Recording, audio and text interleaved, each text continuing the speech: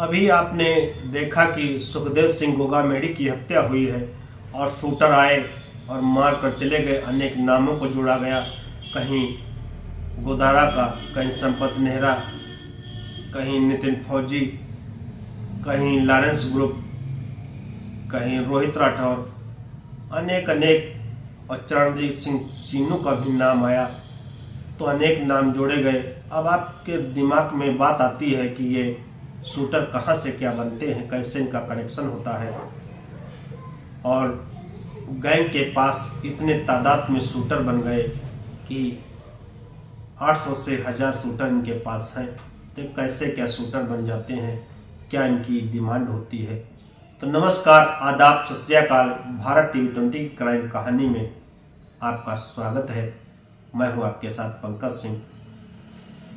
तो बड़े दुख की बात है, इस देश पर शक और दुख दोनों होगा, क्योंकि यहाँ पर इस देश का भविष्य जो है वो युवाओं के कंधों पर है।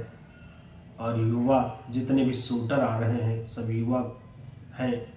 और इन शूटरों को कैसे जोड़ा जाता है, किस माध्यम से इनको इसमें शामिल किया जाता है, कैसे इनका एम्प्लॉय को मिलती है और शूटर कैसे बनाए जाते हैं, तो इस सब की जानकारी हम आपको बताएंगे और एक वाकया भी बताएंगे। कैसे कैसे इन शूटरों का इन्होंने कैसे शूटर वो जुड़े, कैसे वो इंजाम दिया। और जबकि शूटरों को ये भी नहीं पता होता किससे हम जुड़ रहे हैं, क्या काम कर रहे हैं और क्या काम करना है। ये तो पता है कि क्या काम करना है, कहाँ करना है, किसको करना है, ये उनको नहीं पता होता है। ऐन मौके पर उनको बताया जाता है और तब मिशन पर पहुंच चुके होते हैं। तो आपको बताने जा रहे हैं, सुखदेव सिंह गोगामेड़ी को शूट होने से गोली मारी गई और उन्हें बाकायदा उन्हीं गोली मारी गई और भाग गए। कई सवाल हम लोगों के जहन में आते हैं, छोड़कर चले गए वो।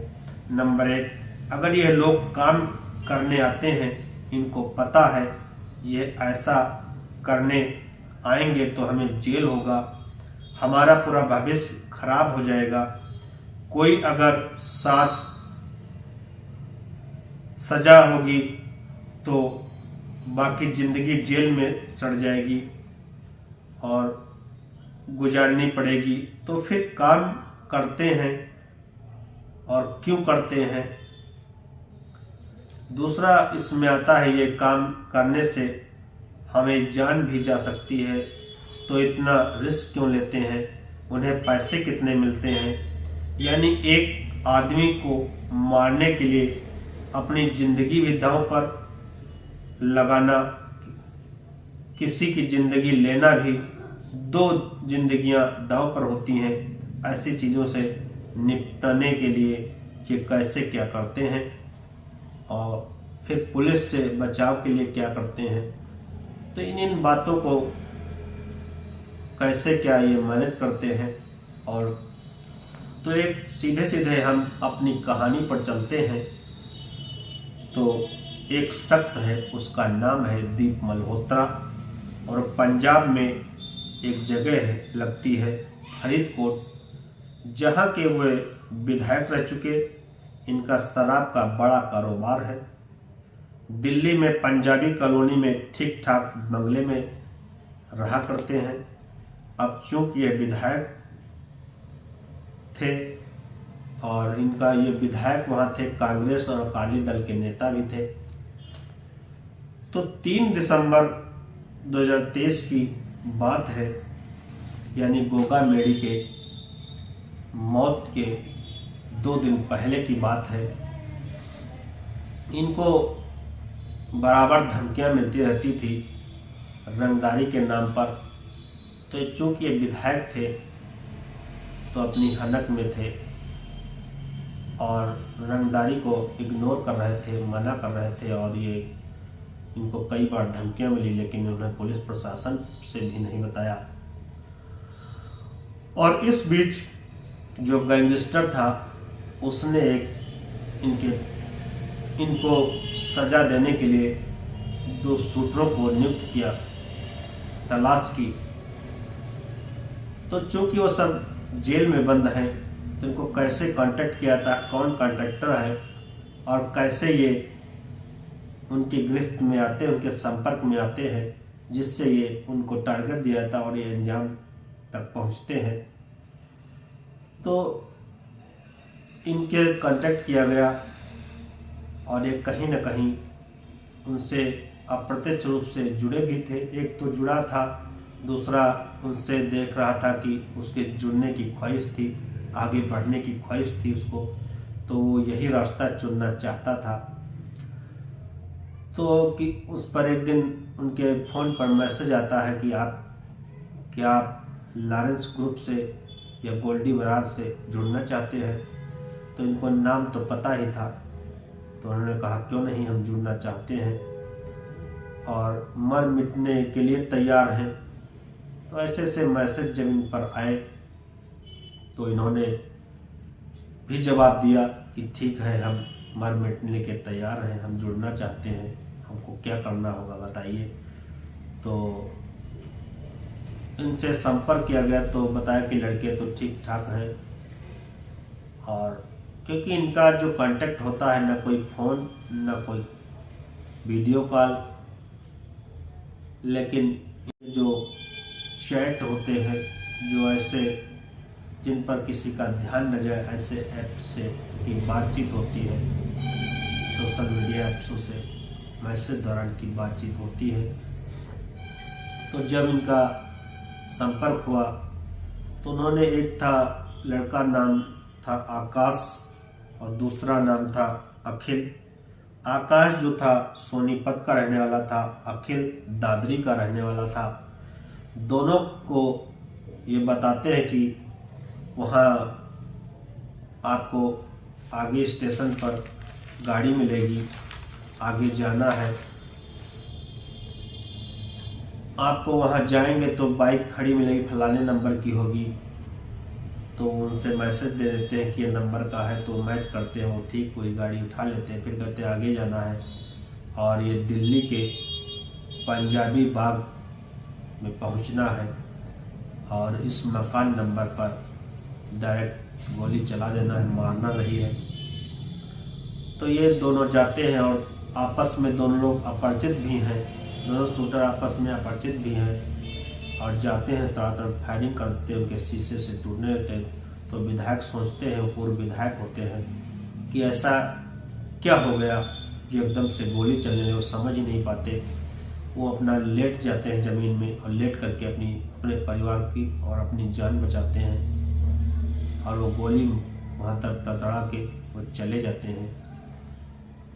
और इस बीच ये होता है कि इनको असलहे कहाँ से मिले, तो इनको बताया जाता है कि असलहा इस फलाने रेस्टोरेंट में जाइए, डस्टबिन में पड़ा बैग होगा, उसमें से निकालिए और अपना अपना असलहे और गोली बांट लीजिए। तो यही करते हैं और अपने मिशन पर पहुंचते, गोली चला देते हैं, चले जाते हैं, वहाँ से भागते। तो वहाँ पर भी बताया जाता है, वहाँ से भागने के बाद एक रिक्शा पकड़ना, फिर रिक्शा ऐसे जगह रोकना जहाँ पर कैमरा ना हो, वहाँ पर फिर दूसरा रिक्शा पकड़ लेना, फिर वहाँ पर कैमरा ना हो, फिर बदल लेना। इस तरह बदलने के बाद फिर बताते हैं कि ऐसी जगह उतरना जहाँ कैमरा ना हो, फिर एक बस आएगी, बस पर बैठ लेना और अपने अपने। तो ठीक ऐसे ही होता है और बस वो पहुँचती है, इनको वही इनके जहाँ रहते हैं उसी 10-20 किलोमीटर के रेंज में उतार देती है, ये पहुँच जाते हैं। इसी बीच विधायक अब पुलिस को फ़ोन करते हैं, पुलिस पहुँचती है तो पुलिस इंक्वायरी करती है और इंक्वायरी में पाती है कि कौन, मतलब तो उसने विधायक से पूछा कि किसी को देखा, कहा हमने नहीं देखा। तो उसने बताया कभी कोई आपकी दुश्मनी है, तो कहीं कोई दुश्मनी नहीं। कोई आपको धमकी है, तो हाँ उन्होंने बताया कि गोल्डी बरार के नाम से हमको धमकी आई थी। तो बस पुलिस समझ जाती है कि ये गोल्डी बरार गैंग, लॉरेंस गैंग है जो इनको मारने की साजिश कर रहा है। ये पड़ा रहता तब तक इधर 5 दिसंबर को सुखदेव सिंह गोगामेड़ी की हत्या हो जाती है। अब हत्या होने के बाद दिल्ली पुलिस इस केस को भी, जिसको लाइट ले रही थी, उसको संगीन केस की तरह लेती है और इस पर छानबीन शुरू करती है कि ऐसा ना हो कल जिस तरीके से ये हुआ ऐसा हादसा यहाँ विधायक के साथ हो जाए।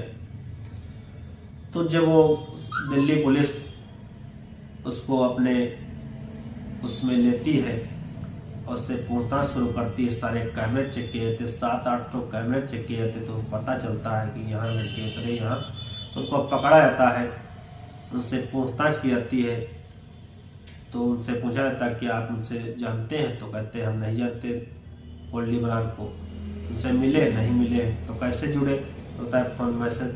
तो ऐसे ऐसे शूटर होते हैं जो उनको जानते भी नहीं और उनका माइंड वॉश केवल किया जाता है कि आपको यहाँ पर शोहरत मिलेगी, पैसा मिलेगा और पुलिस वाले भी डरेंगे आपसे और आपको, तो कहते हैं कि नहीं नहीं हमको बस नाम चाहिए, हम करेंगे काम इसमें, हमको बस नाम ही मिल जाए, इतना शोहरत मिले या न मिले।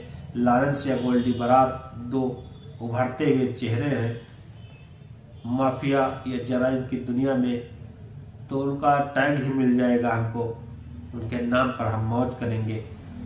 तो ये युवा खुद अपने उसमें शोहरत और उसकी चाहत में, पैसे की चाहत में उनसे और उनके नाम पर जैसे लगता है उनके कई फॉलोअर हो जाते हैं, क्योंकि कोई पोस्ट आती है उस पर देखे कितने लाइक कितने फॉलोअर आ जाते हैं।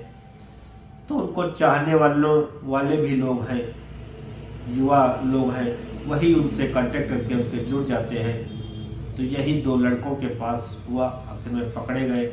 न इनका कोई क्राइम हिस्ट्री थी न कुछ था, क्योंकि जब खंगाला गया कि कौन हो सकता है, तो आसपास के जो शूटर थे उनको खंगाला गया, तो कोई वहां पर नहीं, कोई हाथ नहीं लगा पुलिस के।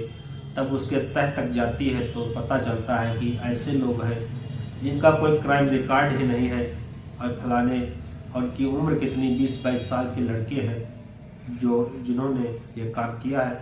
तो उनसे पूछताछ होती है तो उन्होंने कहा कि उधर से आदेश आया और हमने कर दिया, और बताया गया कि उनको मारना नहीं है, केवल गोलीबारी करना है। और उधर से उनका मैसेज भी आता है उस गैंग से भी कि आपका सिलेक्शन हो गया है, फिलहाल अभी आपके सिलेक्शन पर विचार किया जाएगा, आप हमारे मिशन को अंजाम देकर के हमारे क्वेश्चन पर खरे उतरे हैं, इसलिए आप पर विचार किया जा रहा है। और ये लड़के इधर से भी कह देते हैं कि कोई ना कोई टारगेट हो फिर बताना। तो ऐसे ऐसे ये लोग हैं जो उनसे जुड़ जाते हैं और जुड़ने की ख्वाहिश रखते हैं।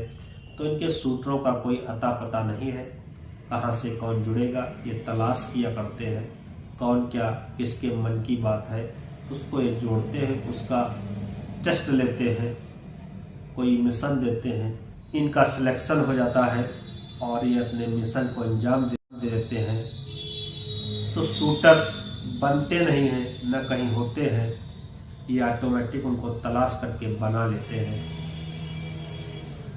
तो और वो भी ऐसा चेहरा लाते हैं जिसका कोई क्राइम हिस्ट्री न हो, जब बड़े मिशन को अंजाम देने के लिए इसका कोई क्राइम हिस्ट्री न हो और वो मिशन में बेखौफ हो और अपना मिशन अंजाम दे दे, या फिर देखते हैं इसकी कोई पर्सनल उससे दुश्मनी तो नहीं है, उसको ये टारगेट दे देते हैं। तो इस तरीके से इनके शूटर की संख्या आज लगभग 800 से 1000 तक पहुंच चुकी है। अलग अलग इनके क्राइम रिकॉर्ड हैं, कोई विदेशों में रह गए, अमेरिका, कनाडा और भारत में तो है ही हैं, नेपाल तक भी, कई प्रदेशों में भी इनके जाल बिछ चुका है। यहाँ तक उत्तर प्रदेश भी में कुछ हाथ पांव इनके हैं, कुछ इनके शूटर हैं।